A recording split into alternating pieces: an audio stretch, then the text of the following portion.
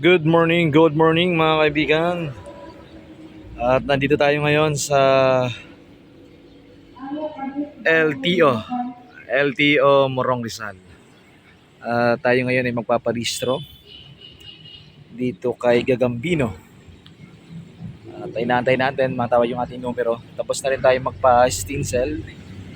At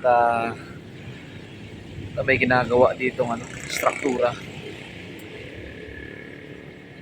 Kailangan natin iparehistro to.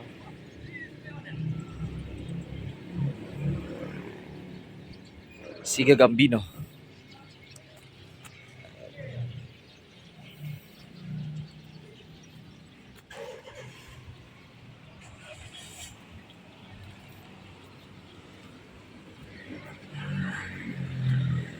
Madali lang naman magparehistro mga kaibigan.